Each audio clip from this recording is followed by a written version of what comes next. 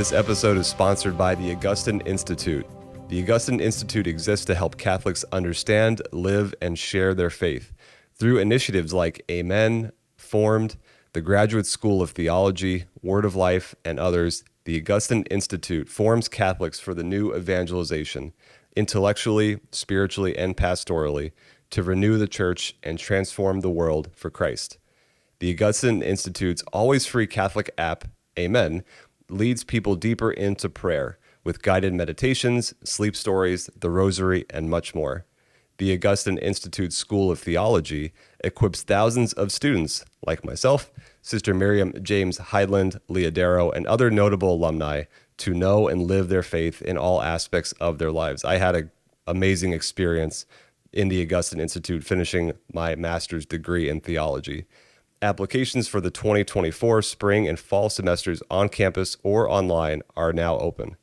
Millions of Catholics and their families are growing their faith at home and in their parishes with Formed, which is the Augustine Institute's premier streaming service for Catholic movies, children's programming, audio dramas, books, and more. And the Word of Life religious curriculum makes catechesis fresh and exciting, so kids can grow up with a faith they'll keep for life. As Catholics, God calls you to understand, live, and share the faith. Learn more about how the Augustine Institute can support you by visiting augustineinstitute.org. The link is in the show notes. Hey everybody, welcome to Conversations with Jackie and Bobby. We're your hosts, Jackie and Bobby Angel, and today we're going to be talking about Bobby's brand new book. Some shameless self-promotion for this episode, but I'm proud of it. We're going to get into what this book's about. But first of all, thank you all for listening, for those who've tuned in either on YouTube, Spotify, Apple Podcasts. We passed the 1,500 subscriber mark on YouTube. Yay! Huzzah! Huzzah! And you're all, it's more than just clicks. Like, you are real people out there tuning in. Hopefully not a robot. Unless you're a bot. In that case, I'm a robot. Off you go. But we're blessed by you deeming this show worthy to tune in, and we hope to continue to create quality content, have great conversations for you all, that it can bless you, the listener. Yeah. So today, the book. Yay. And some of you who are watching, you can see what shirt I'm wearing. I'm wearing this for a reason, because Bobby's new book is called Gaming and the Heroic Life. Shh, don't show them that it's not a real book you're holding. It's not. I don't have the book yet. You just showed it's a styrofoam thing. If you're watching versus listening, I have a styrofoam copy of the book. Yay. Because the real book is not out yet. It's coming awesome. November 10th. It is available for pre-sale on Amazon now, but it's on video games and that quest for holiness. And how do you be someone who enjoys video games and yet also a disciple of the Lord? And the project was a long time coming. It's very much a passion project from the heart. Like, I can see 12-year-old me sitting on the floor playing PlayStation and feeling like this goes beyond just mere entertainment. Yeah. Now, I haven't read the book, so I'm going to pretend like I'm just interviewing you, the little Bobby Angel. My own wife. Tell me. I know, I'm terrible. I promise I'll read it before it comes out. Sure. Send me the PDF, babe. You kept the kids at bay so that I could finish this book. That's right, and I heard about it every day. So, but which I is need the to heroic still. thing. I need to still read it. Which is really like the heroic thing. When you went to Love and Responsibility course, and you're like, I left my wife and my 3-month-old baby, which is neither loving nor responsible. That got a chuckle. It did. Okay, so tell me, why did you write this book? Bum, bum, bum. So the big three, I've been musing on this. Why did I write this book? And I can point to one, to talk to a young or not so young person about the fact that your desires, your ache for the good, the true, and the beautiful is absolutely connected to video games as well as to God. Because I was the altar server, yawning my way through Mass, daydreaming about fighting ninjas, crashing through the stained glass windows. Right, as we all do. Couldn't wait to get home to play video games because those were more real than God was. At the time, yeah. At the time. And hopefully now you're not still daydreaming about ninjas coming I have the off moment of snap myself back into the moment. but the sense of what does this have to do with God, and to show the reader that it absolutely has to do with God. In fact, God provides the quest we're all yearning for at the end of the day, because there's so much beautiful fantasy, there's so much great escapism in the best sense of the word, like the escape into reality, like a Tolkien would say, like you're showing good and evil really extrapolated. Like the good is really good, the evil is really evil. And that's why Star Wars, Lord of the Rings, like it is over the top. Like the good guys have blue lightsabers. The bad guys have red. Like it's very in your face about it. And in the world we live in, it all is kind of mundane, and we've stripped the spiritual away, and we've stripped God away. So then we also have such a lack of meaning and purpose. We have a lack of quest. Like that's what video games really provide, like that mission, like only you can save the world. And so if you have a lack of purpose or quest in real life, okay, that toilet. Sorry, I need to fix that running toilet. I don't know, maybe they can't hear that. So if people lack purpose or quest in real life and they escape to video games to find that, you're saying there's an innate desire for adventure and quest and a purpose in real life. So sometimes we go to that, which isn't bad in itself. Right. Right. So that's what you're trying to point out in this book. The book is 95% affirmative, because I want to evangelize the gaming heart. Truly, because I grew up in the 90s where it was the Mortal Kombat time. So there was this big wag of the finger of like all video games are evil. Right. It was kind of like either they didn't have anything of importance. Yeah, just play Mario Kart, whatever. Or video games are evil, and you will be evil if you get sucked into them. Was kind of the messaging I heard. And I, even as a kid, I'm like, that doesn't sound right. There's got to be like a middle road here. And then fast forward to us being in high school when Columbine happened and the school shooting, and they're then blaming video games. Oh, that was a part of the scapegoating for sure. Was video games are going to lead you to be an active school shooter. Right. Right. So you have heard this now. You said you grew up in the 90s. I grew up in the 80s because I'm 10 years older than you. No, I'm just kidding. We're 9 months apart, folks. Happy belated birthday, by the way, Bobby Angel. Thank you. We both grew up. I came like of awareness in the 90s, is what I mean. Like born in 84, and you were the age of reason in the 90s. Yeah, like this is when you're starting to pay attention to pop culture and what's going on in the world. But You I mean, and I both played Mario Kart, Duck Hunt. Sonic the Hedgehog, Donkey Kong. That was like we didn't have video games at my house. I had to go to my friend's house to play it, and we would spend hours there. Right. Sega. Yeah. See, you even remember it. Sega. Yeah. And you totally remember, the Donkey Kong. I remember that one weird one with you're in like the roller coaster thingy. Yeah, right? Donkey Kong Country. Yeah. See, and I love this topic because it just kind of cuts down the middle of people that are of faith, of no faith, whatever background. Everyone gets the biggest smile on their face when you ask that icebreaker question. What's the first video game you ever played? Yeah. When people talk about finding their old Nintendo, and when people talk about how many hours they put into The Sims or whatever level they're at in Candy Crush, like... Well, and that's your thing is everyone games. Everyone games. Even if it's not maybe on PlayStation, people are gaming on their phone. Oh, yeah. With Candy Crush. Poker. Poker. What I've gotten down the rabbit hole of a couple games. Remember after we went somewhere and there was like that ball one? Like how many times you hit the ball? Oh, man. I got sucked down that rabbit hole. But the games include words with friends.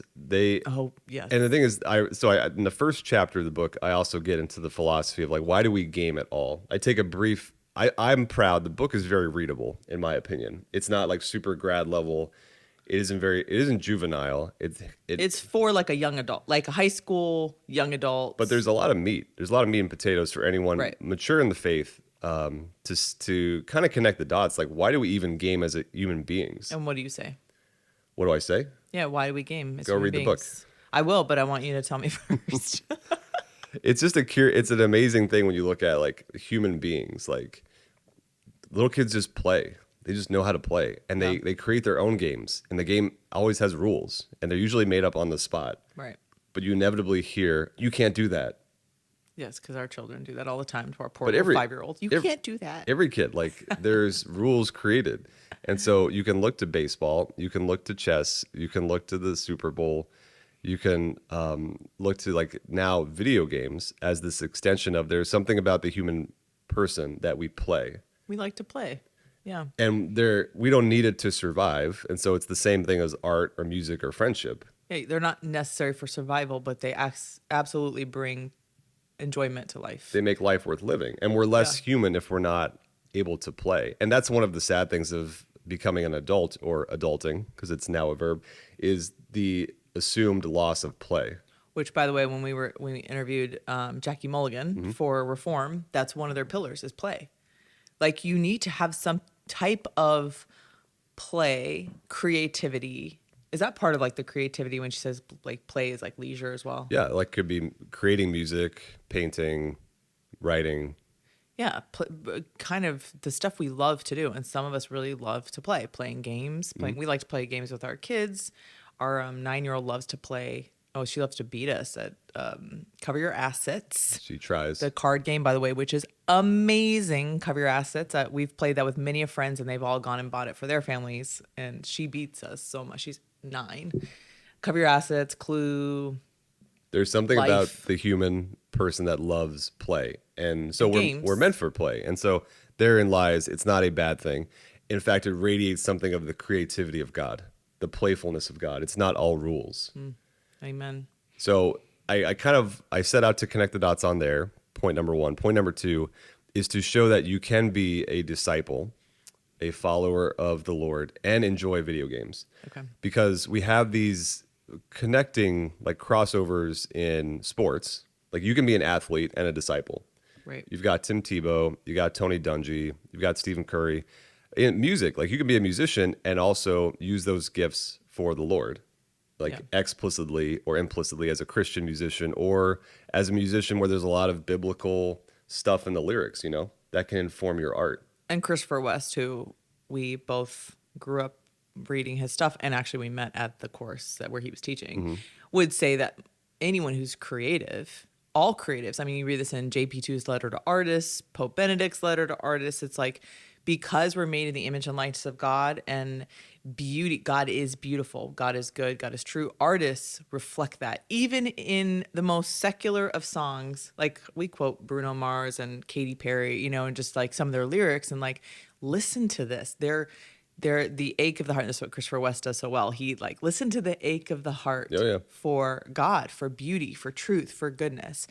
And so you'll see that even in gaming, like we're longing for, and these games now are not just Mario anymore. It's not just beautiful. 16 bits. I mean, your dad was sitting watching me play Red Dead Redemption, which is this Western game. Which was voted like the most, well, it's just an incredible work of art. One of the truly. best games. And he didn't realize I was playing a game for the first 5, 6, 7 minutes. It looked like a movie. He thought it was a movie. It's, And then he's amazing. like, wait, are you playing this? Yeah. So what is that called? That's called an open world Yeah, game? like an open world, kind of the sandbox where you can go anywhere. It's not necessarily linear. Yeah. So you can go and get lost for 20 hours doing... And what draws you, because that, me when I play, I'm like, let's play Mario Kart because I want to win. I like to win. Yeah, I want to win. What is your draw to the open? So we game, like that? we all game for different reasons. Some of it is just pure recreation. It's just the Candy Crush to unwind. Escape Yeah. reality. Yeah, to just kind of de-stress. Some people play for community. Like they look forward to playing with others. You'd go over and play at your friend's house. Now you've got the online capabilities to play with people around the world. So that's Fortnite. That could be Madden. That could be Mario Kart. Like that is, I enjoy playing with others. There's a competitive or a supportive sense of it. Then there's for me, I'm like a solo Lone Ranger kind of player where this is my recreation time. This is where I want to get lost and explore. Kind of like all our friends that try to get you to do jujitsu. I don't. And you're like, I go to the gym to go away from people. I don't go to be touched by other men. And like, although it's gonna happen someday. Someday I feel someday like we will. It's coming. I'm sure. It chooses me. I don't choose it. I just love like getting lost in some of these historical fiction games, and we've Google Earth almost the entire world. You know, like there's not much left to explore. You've got to go to the bottom of the ocean or now to the moon or to Mars. But in the games, you have the sense of like you are exploring this world for the first time. In so many games, the map is like clouded. You start out, you can't see how big the game is Okay. as you explore. And so the guy who created Zelda, this is how he created it. Was he just loved getting lost in the woods. Like he had a very city life and loved getting out of, I think, Tokyo. He's also the same guy who came up with Mario. Oh. But he loved not knowing what was over the next hill. He loved the surprise of finding a waterfall where he didn't expect anything, or what's under this rock. And taking that sense of exploration and adventure, putting that into the game is how Zelda was created. And a lot of these big open world, you have to go and explore for the next story point, for the next mini quest. And you could blaze through it as fast as you want, or you can take your time and get lost. And Question: do you like when movies have open-ended endings? it depends. I can't stand. If it's I well love done. when they tell me what happens. They're like, "Oh, they got married." I'm like, "Show me the wedding. Show me their kids." Like, I want to know what happened. It's funny. Maybe that's kind of because I like games that have an end. Although those I've never really played. I've watched. Well, you there's play. to the story, there's an end. Yeah, But there's yeah. still like you can explore after the fact. So that's true. yeah, so we all game for different reasons. And again, my talking to my dad about the rise of esports, even like That they're esports creating arenas for people to go, and it's not just over Twitch. I can watch someone game. It's in real life. I can go to a stadium and watch people play against each other in video games. which I don't understand. I understand it more because we do the same with people. My dad was watching baseball as I'm explaining this to him. Yeah. He's like, so people would go and watch someone else play a game. He's like, that sounds silly. You're And like- I looked from him to the TV, back to him, and I said, yeah, Dad, it's silly to go and watch someone else play a game. And Right. he took a moment. He said, all right, I get it. But I think because we think that video games, this is personally me, like, well, it's so much easier to play a video game than it is to be a professional baseball player. Like, I think all of us think like, well, if I just played video games all day, I could be great. But that's not necessarily true because some people do play video games all day and they're still not as good as some of these professional. It's not necessarily true. It is, the feedback loop is faster in video games. So the amount of time it takes for Tiger Woods to become Tiger Woods, you can achieve that much faster, that skill level in a video game, which is why they can be addicting, is because you Right. get that flow, you get into that state of flow, the feedback of excellence very quickly, very easily. Your feedback is faster. Okay. Yeah, versus you'd have to train in real life for hours and hours now. Like Years and years. to you still become- would have to train to get at that level. But this is, again, why video games are really, they're fun.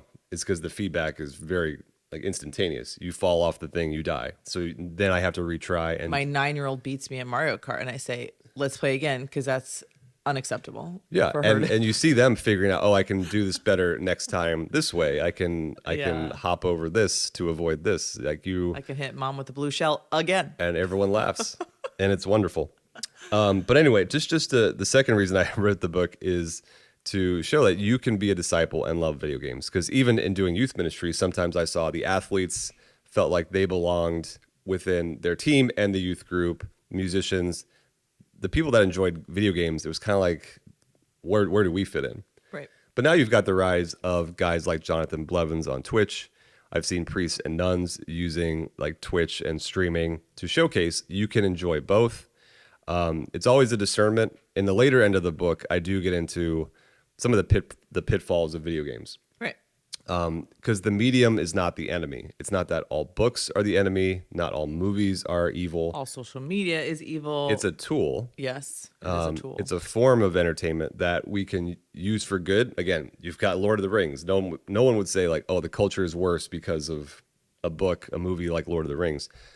The best games can do that, but it doesn't mean all games are good. It doesn't mean the time I spend right. playing. A priest told our youth group one time, he said, you guys should be, for every hour you play a video game, you should pray for an hour. And we were like, oh, Father, about that. But it kind of just cut to the heart of, what am I spending the most time on? What am I worshiping? And that changes based on your state in life. Right, because it is ruined. There have been people who it's ruined their marriage. It becomes an addiction. Right. So you just are very honest. You're very affirming of the desire to game and why we game. You're the philosopher heart of like why we do this, why we love to do this, and the desire of the human heart. But then you're also honest about, yes, there are also things that we need to watch out for. Yeah, yeah. And I had that reckoning in college into my seminary time of like, there's certain games I just shouldn't be playing. Just like there are certain movies you shouldn't watch when Yeah, you're a disciple, like that aren't going to be forming. They're more deforming. Deforming than forming, and like that. Yeah, there's some things that like aren't appropriate. And so so even games can. Yeah, so I've had to say no to playing certain games, and certainly the time that as I've become a husband and as become a father, like it's just not prudent to be spending hours and hours, and I'm neglecting the responsibilities I have before me. But that would like be the same as me. Before I was married and I got my tax refund, I'd be like, let's go spend some money on DSW shoes. You know what I'm saying? And now I'm like, I don't. Maybe I shouldn't buy 10 pairs of high heels. Also, I'm married to a man who's only an inch taller than me, so my 4-inch heels make me 6'2", and that also They collect dust. Yeah, they collect dust, and they hurt my feet. But anyways, I so will there are definitely things that when your state of life changes, the things you spend time on, money on, are going to change as well, and that could be video games, that could be shopping, whatever. Sure. There's also gamer's remorse, which I briefly get into in the book, which is that kind of like gut level sense of everyone that has plugged a lot of hours into a game to know like, yeah, I could have done something else with this time. Like this was a really fun game. I really enjoyed this, but I probably could have learned a real world skill. Like I probably could have mastered piano in the 70 hours I put into this game. Like I talked to a girl recently who, she was telling me she like topped out her skill level as a chef in The Sims. Mm-hmm. I don't know what that means though. And well, her mom was like, so you could have learned to cook in real life. Could have been a real chef. You could, but I'm But proud you of could you. say that about anything. I know. Like me reading the news, I totally get it. There is a sense of like, this has been good time to unwind. This is good, like just to have some me time as a breather. But sometimes there is that sense of, am I living in the real world? And again, for this generation too, where there is so much confusion, there is so much like agony, even with our own bodies. Sometimes the danger is I prefer the virtual to the real incarnate world. And so in the 7th chapter, I bring theology of the body really in to talk about like we are incarnate souls, like we are our bodies. And so much of this virtual, as fun as it is, and as customizable as it now is in some of these games nowadays, you can create your own hair, your own tattoo, like your own like. You can live in your own virtual world. And there's all this like metaverse and all that kind of stuff that's yet to come to full fruition. But there is that danger of becoming more separated from our body and soul. Disconnected, disassociated with our actual body, and escaping into a virtual reality versus our actual world. Like we actually need real community in real life. Right. This is why even on like social media, people are like, oh, this is my community. I'm like, that's so great. But you need people in your home, at a coffee shop. Like you need real people to be with you in real life. Yeah. Not just on social media, although that's great. And to have community there, to have community in gaming, you need people in your actual life, because you could totally put on a fake self, a false self in those communities and be totally different. We know that like you can pretend to be somebody you're not. But when you have people in your real life, they see the real you, and they can help you into your holiness in your day-to-day life. Yeah. So yeah, you talk about the pitfalls and just the call to be in our bodies. I think during COVID, we had the liturgies online, which was great. We were able to stay connected with the church and feel like we were still participating in Mass. But for Catholics especially, it was clear we can't receive the Eucharist online. Like it's an incarnate faith. And to that, it was like, okay, we got to get back to this. And it is beautiful when you have friendships that start out in gaming that will bleed into real life, where there's meetups, or you're just able to see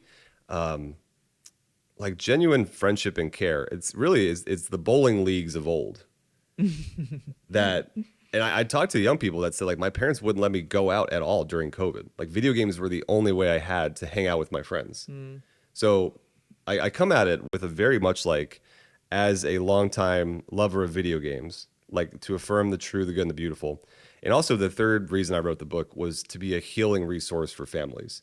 And I've become convicted of this as I've seen friends of ours the parents are off, not on the same wavelength as the child. The child feels misunderstood because they are falling into the true, good, and the beautiful that the games are offering, and not realizing why my mom or dad is so antagonistic. They don't take the time to understand. And the parents are rightfully just concerned for their child, for the time they're investing in it. Are they going to, one of the common fears is, are they going to not be able to distinguish reality from the virtual? Especially like some of these games are violent. And so are they going to be violent in real life? Is kind of that like Gotcha. the bleed over from the 90s, like, oh, this is going to make him or her act out or whatever. When it's actually kind of the inverse. It's like games are often the outlet for potential aggression. Interesting. Then same thing like boxing or exercise, like you're letting out aggression in a healthy way than keeping it pent up and whatever. So, but I've seen like when you can break this topic open, children and parents can understand one another better. And even just that simple question parents can pose of, why do you love that game? Like, why do you enjoy that game you're in right now? In a very loving way. Why do you love that game? Why do you love that game so much, man? Tina, Dude, gosh. man. Gosh. With genuine like curiosity, like help me understand what you love about this, and listen without wagging of the finger, and then you're also helping to come back to that middle of enjoying this for its sake, and yet also living in the world we've been given. And so the last chapter, I used the example of Blessed Carlo Acutis. We did a whole episode on him. We'll link below. This millennial who died in 2006 of very aggressive leukemia, was a devout young man. He died at age 15 and played video games. He loved Pikachu. He created a website dedicated to the Eucharistic miracles, which is he- still up. He coded and used those gifts for the Lord. He recognized technology as an atomic bomb that could be used for good. It could be used for bad. He would have been 32 this year. Yeah. How crazy is that, right? 32. But he was also normal in that his classmates loved him. He was relatable. Joyful disciple. He would go hiking. He knew when to put the controller down. He knew when to go and serve others. He knew when to serve the poor. He made daily mass. And there's been miracles attributed to him. His faith was always on his sleeve. So I present as the model of, you can love both. Like you can absolutely be a disciple of Christ, love video games, enjoy everything in moderation. And He played like what, an hour a week? he had a self-imposed rule of That's less than I play. 1 hour a week, Yeah. which his mom didn't do that. He did that for himself. He said, I don't want to waste a moment of the time I'm given here on earth. Like, But that's beautiful that he had that own, like, obviously if any of you are parents listening or watching, we're parents of kids who are playing Mario Kart. Like, we have a rule in our house of how much we let them play. Just like we want to have limits on screen time because we also know that boredom leads to creativity. Right. So we want them to be bored. We want them to come up with their own games, but it's not, we know that video games aren't bad. They're fun. We want it to be family time, like fun family time, something just like we play board games. Like we can play any of these games and play together and it's fun. yeah. It was really fun when our 3-year-old beat our 9-year-old at Mario Kart for the first time. That was hilarious, right? But we also want to have limits on, just for moderation, for them to learn how to have temperance. It's a virtue to have self-control and to say, okay, we can do an hour of games and then we do something else. So the fact that Carlo Acutis, he self-imposed that, I'm going to play 1 hour a week. That's beautiful. When we went to Rome for our 10-year anniversary, and we God, went. do you remember how long that was? We Yeah. were married, yeah. Okay. We went to Assisi, and not realizing he was entombed there. And I was finishing this book at the time. I was going through like the last edits on the airplane there and on the airplane back. And the church where he is in Assisi, I took this rosary and I put it on top of his casket and asked for his intercession on this book project, on all who would read it, to go into this territory where so many people live. Like, this is their jam. Like, video games are what they're looking forward to the most. It's like God, organized religion. This isn't really something important to them, but video games are.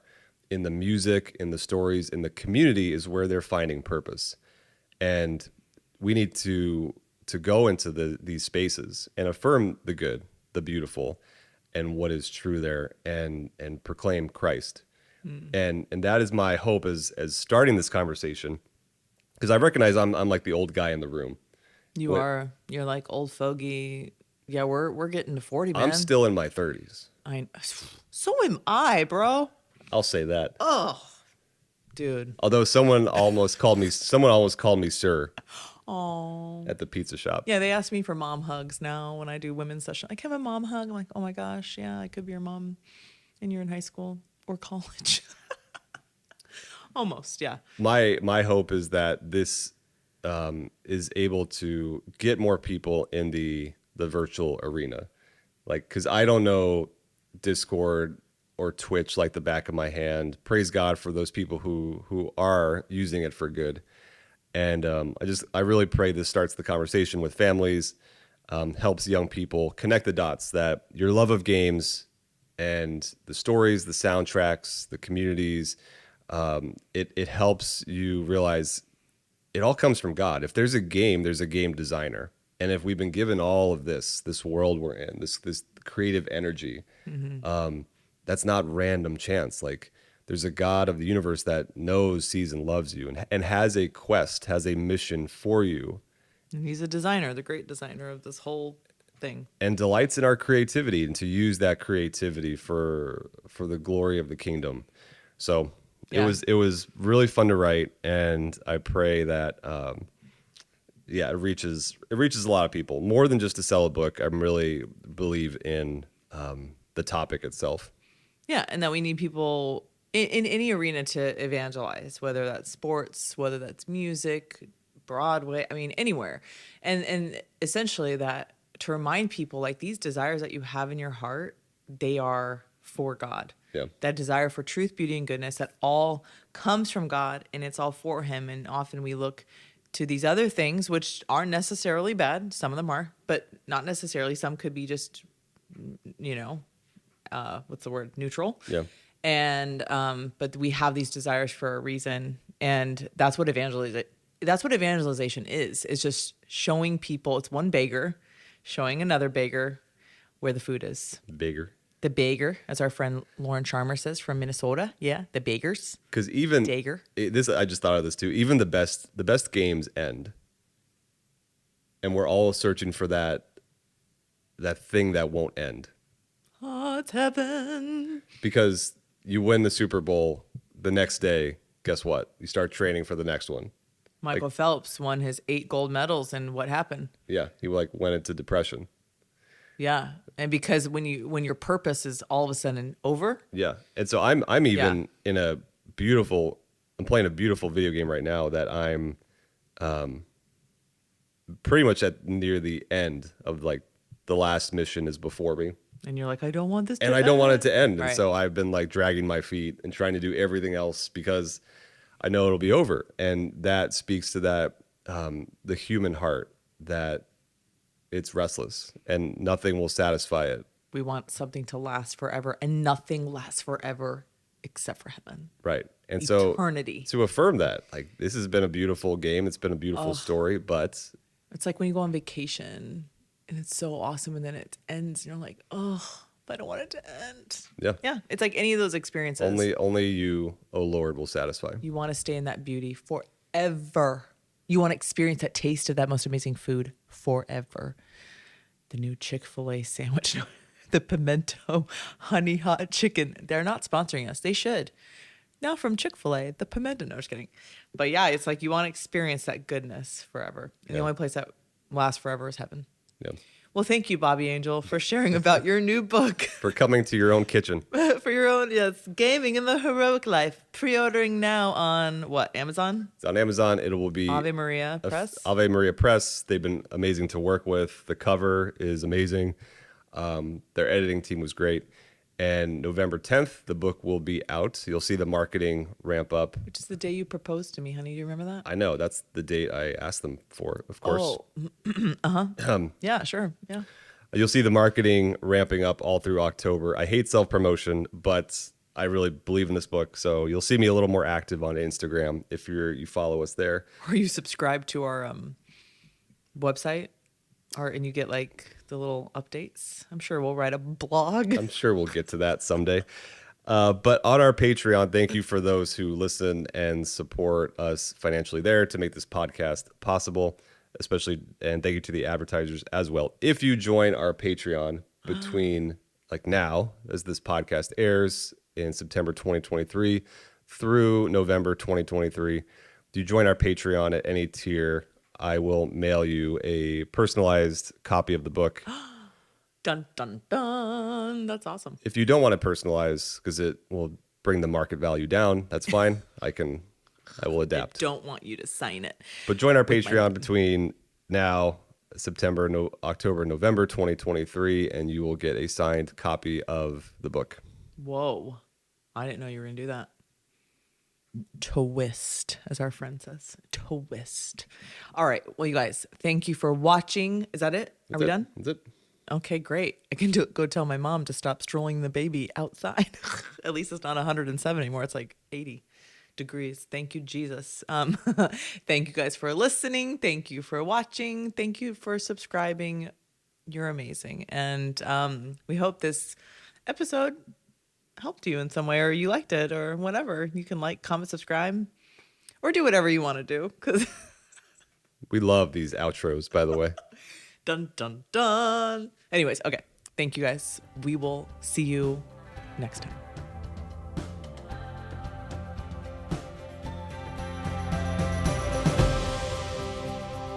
All right, go get my mom. Go get my mom.